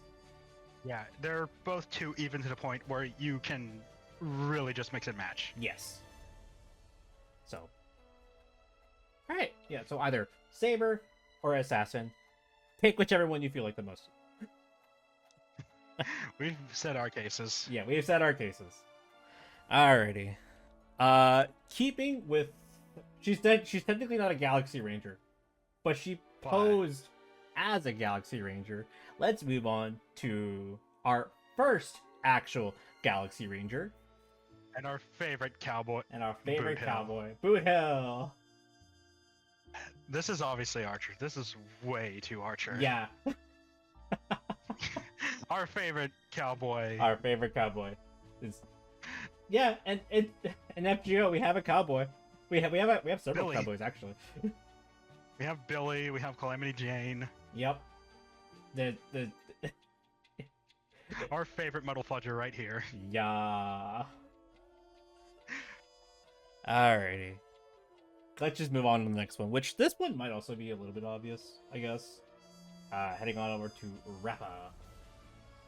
This is heavy assassin. Yeah. Yeah, especially with the idea with her being a ninja. Yeah. Her entire identity is ninja. But even then... Rapping ninja, but still ninja. Yeah. Even then, her weapon doesn't vault super in line with some of the other classes per se, but she definitely pops in and out whenever she wants to. So, yeah. Assassin. Ninja. Assassin. Ninja. Alrighty. Let us venture off from the factions and head over into the land of dreams. Starting with our favorite tired bartender, Gallagher. And I'll let you take the floor on this one. This was an interesting case for me, because originally part of me wanted to lead into Catcher, but the more I thought about it, I eventually leaned on the idea of assassin. Because I think that's too much of a heavy case considering what we know about Gallagher now. What we know about Gallagher for sure, yeah. I could definitely see assassin. I think, for me, I actually leaned more in towards Berserker. That's also a good case. Yeah. Especially considering it's not like we don't have any, like, literally like, the one case I can think of is like Nightingale. Where like she is literally Berserker nurse. A Berserker healer. Yeah, Berserker healer. And I don't know. Well, the idea of also just like the way his gameplay also kind of works. Also, I think kind of fits a little bit more Berserker-y than some of the other ones. That said, in an in-lore perspective, I can definitely still see Assassin at the very least. Assassin definitely works well considering the fact of how he's been able to kind of keep himself under wraps in a sense, not in the big eye gaze of like anyone else, and they easily just kind of brush it aside. It doesn't help the fact that like he also kind of is pretty assassin code anyways, because like even though like we're only meeting Gallagher, no one knows Gallagher all that much, and if I remember correctly, it was stated like his body and facial structure are remnants of people that it's all past members of the family. Yeah. And from what I remember, that actually goes into the name Gallagher, because there's a big meaning behind the name, or the word Gallagher. It kind of, funny enough, for a comparison, it kind of goes into a Jack the Ripper kind of situation. Yeah, you're right, actually. Wow, you know what? I'm convinced. Assassin. Assassin, yeah. Alrighty, that's, you know what? I came out thinking, you know what, Berserker. But no, Assassin makes a lot of sense considering in lore at the very least. Alrighty. I have no idea where to lead with this next one. I'll be completely honest. Outside of Jade, this is the other one where like, what do I do? How do we do this? Misha. This is a case where I think we got to go into caster. I'll take because it. I've got to be honest, I don't really lean a whole lot in regards to what Misha can do specifically, because like... I'm just thinking more lore-wise. Yeah, lore-wise for sure, because gameplay-wise, he makes no sense. Yeah, it just makes too much sense lore-wise, considering what Misha does in the story. Yeah, what Misha does, who Misha is. It fits so well. It fits. And it especially fits leaning off the idea of like Hat Blazer from before. Yeah. So caster, obviously. Yeah. You say obviously. I had to think about this. You had to think about it. I was leaning towards like Lancer. I also thought Rider, just because of like him being a the Astral Express. Huh? Because of the Astral Express. Actually, it was him just being a bellboy. That too. Just ride in on one of those luggage carts. Yeah. That's where I thought like the Rider perspective. The Lancer was just because his main weapon's a mop. Yeah. Or the caster is very fitting. Yeah, you know, caster makes a lot of sense once you put like the whole picture together. Yeah. Yeah. Who do we have next? Our favorite idol, Robin. Okay, I think I know where we're both going on this one. Go ahead. This is obviously heavy caster. Heavy caster. Not only due to the fact of just her style and gameplay is mostly support, but lore-wise, her connection with the harmony. From what we know, she can also use tuning. Yeah, I think it is stated that she has the potential, or knows No, she used tuning on us, I think, when we were in like the Dreamscape for the first time. She Yeah. used it to help us get over our uneasy sickness from being that in there for the too. first time. Also, like near the end of that storyline as well, when we're talking with like Acheron before the final battle. Yeah. Yeah. It definitely is caster. Yeah, no, obvious caster. And I think the same can be said about her brother. Yeah, these two are heavy casters. Yeah, Well, if Robin only sparingly uses the tuning, Sunday uses tuning heavily. At least in Yeah. regards to before his unit came out. Yeah. There could, like, if you want to extend out, you could potentially make a case for him being a ruler, but that's only for going into the extra category. Yeah, ruler also could be a very fitting class for him as well. But considering we are limiting ourselves to the original 7. 7. Yeah, if we're limiting to 7, it is caster. Yeah. Heavily. That being said, if we had to do like the rule where like if we had to pick one specific Outside. one outside class, one extra class that some Grail Wars tend to have, not all of them, but some do. They're rare few. There are very few. He could probably just fit as the ruler at the very least. He would be a pretty good fitting ruler. Yeah. Alrighty, that is it for the Land of Dreams, and we are heading to our final destination, Amphorius, starting with Aglaya. Aglaya. Ah, she's so pretty. I think you're gonna be sad from what I'm about to say. Go ahead. This is heavy caster. I wanted to be Saber. I know. I wanted to be Saber. As much as I want it to, there is so much about her that is There's caster coded. so It's ridiculous. much about her that makes her cast. Gameplay wise, she is Saber coded at the very least. Like, you could make an argument for Saber potentially, yeah, but she's so heavily caster. It's she's not even so funny. caster heavy. I put her down as Saber personally, but I can't deny that she's caster. Her threads go around the world. She pretty much made her version of the World Wide Web. Yep. She has her familiars, which can assist her in battle.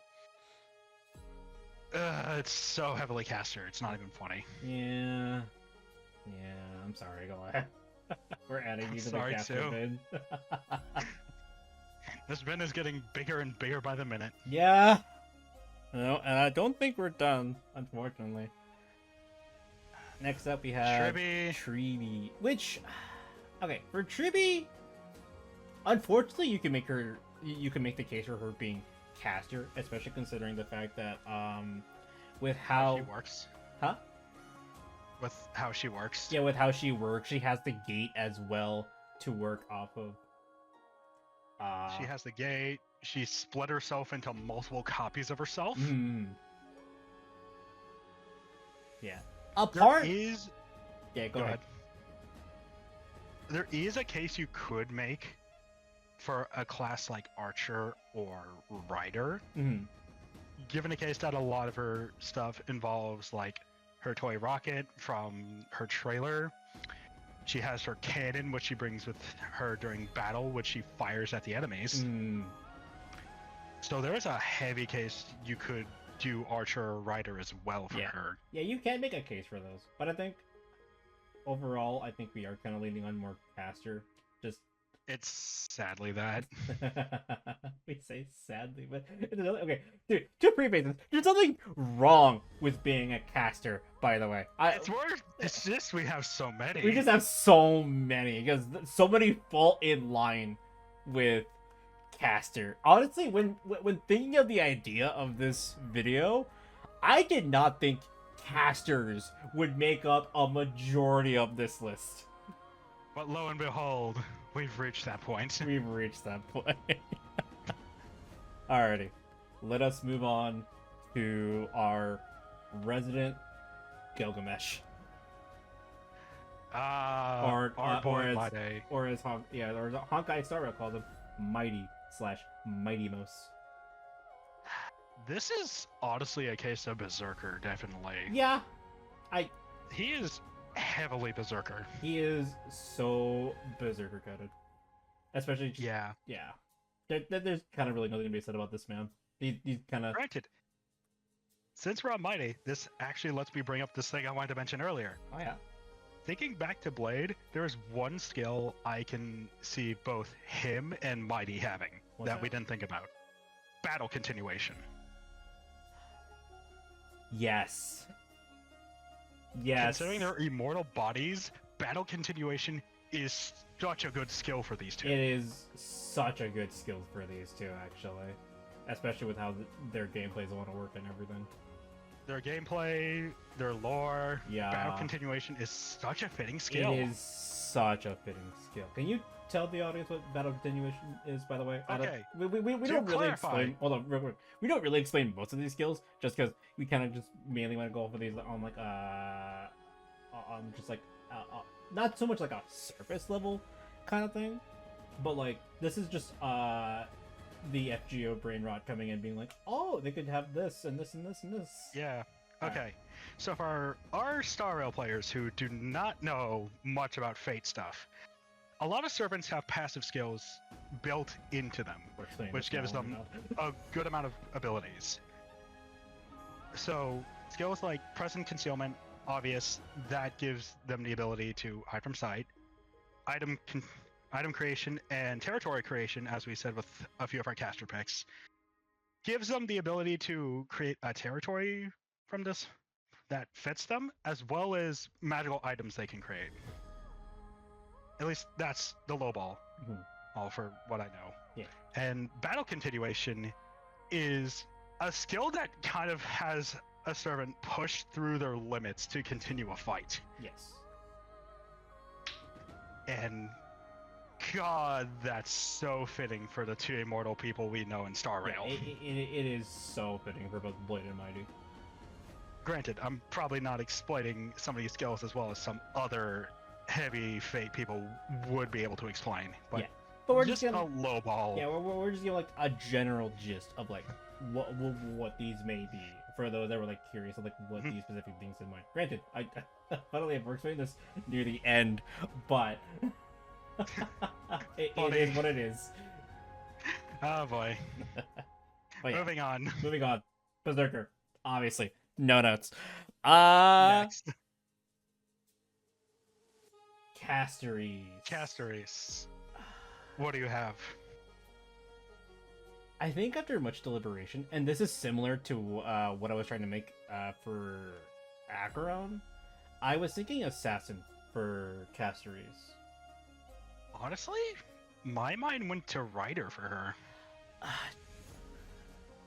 Rider also makes some amount of sense. She doesn't really ride the dragon though per se. She summons the dragon much more so than anything. Then again, we said the same thing about Himeko as well. Plus, we have a lot of cases in Fate where even though some characters are a rider class, they don't essentially ride what they have 100%. Yeah. Cough, Martha. You want to know what my point of comparison was for Casteries being an assassin? Sammy Ramus.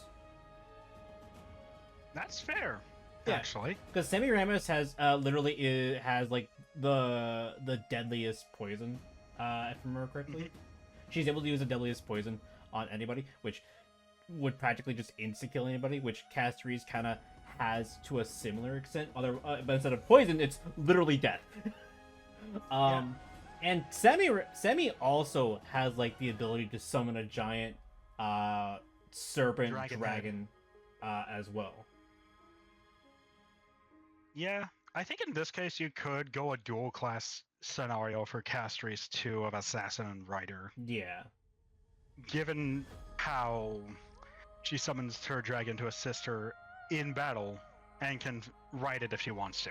Mm-hmm. So, yeah, I think there is a case of her being both. Yeah, this is a case or of if you want to go, or if you want to go with a case assassin with a riding skill. Yeah. Yeah, I think that would make a lot of sense. Both definitely work for her though. Yeah, both definitely work. All right. I'll let you take this one. Okay. Next, Our favorite. hold on, I'm sorry. Stinky. Anaxagoras. Our favorite. It alchemist. Okay, I will say. I say favorite, but I'm talking like compared to ratio. Oh no, okay, here's the thing. This is for you. I actually ended up liking Anaxagoras a lot more. Like way more after that stream. Yeah. Like I know you said you liked them now, but anyway. Yeah, it's fine. Moving on. So this is a case where you can heavily go into the caster mindset if you wanted to, but considering his main primary weapons for fighting, there is the argument for archer. Yeah, the problem is considering he's he is an alchemist, he kind of does fall into caster a lot more so in regards to like his own lore per se. Especially considering this is also especially the case where like we also have our own alchemist in FGO, which is Paracelsus von Hohenheim. True. However, you could at least make one case for him, even if he ends up being a caster. Oh no, yeah, for sure. But I think overall, there is one skill, however, you would have to give him, even if he is a caster, because it would be super obvious for him. Yeah. Independent action. Yeah. Oh no, yeah, independent action makes a lot of sense for. Oh right, I just realized we never explained that one. Quick thing, independent action. Basically allows the servant to act on their own accord. And in the case of them losing a connection with their master, they could last for about 3 days, depending on their magic. Yep. And honestly, that idea especially fits for Anaxagoras. Yeah. Yeah. So I think overall, we can make the case for Archer, but I think we kind of just fall into a caster much more for him. Yeah, caster is way too fitting. Yeah. Alrighty. That is it for the like tone section, by the way. We're not done yet, because we do we have one more? Technically, we have to throw out there, considering... We have 3 more, actually. Alright.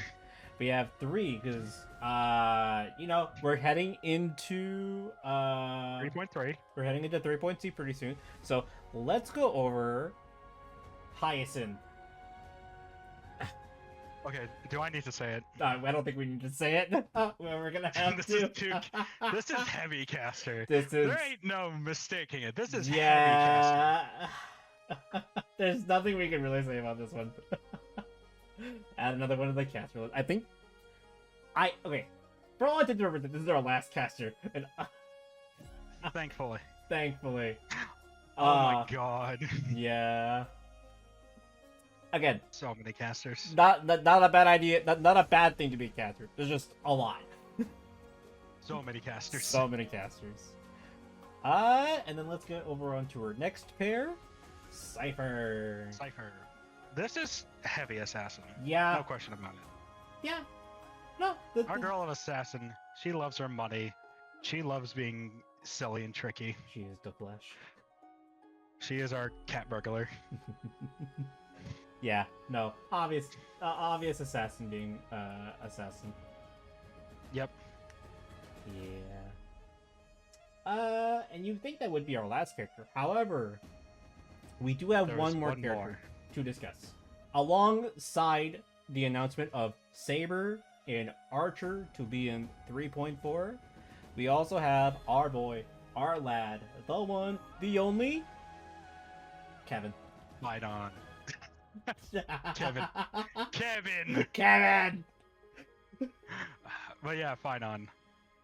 I think this is an obvious case of Saber. Yeah. Even looking over at Honkai and back there, you could just say Saber for Kevin as well. Yeah. But like, granted, we haven't seen his gameplay as of yet. We haven't seen his gameplay for sure. But like, yeah, this is more so speculation on like what class he could be, at least on a surface level, per se. But considering could change later. Yeah, it could change later. But that being said, at the time of this video, we are definitely leading on the idea of him being Saber, at the very least. Especially considering... It is Go ahead. way too obvious. Yeah. Considering his proficiency with a sword, and not only from what we've seen in Star Rail, but his other incarnation we have seen in Honkai Impact 3rd, Kevin. Yep. And yeah, I think that'll be just about it then for This list of so many damn casters. Yeah. There's a lot of casters. So many casters. So many casters. Legitimately, I did not think we would end up with so many when I pitched you the idea of this video. But like, just wow. Yeah, just the more and more we went down our own list, we're like, caster,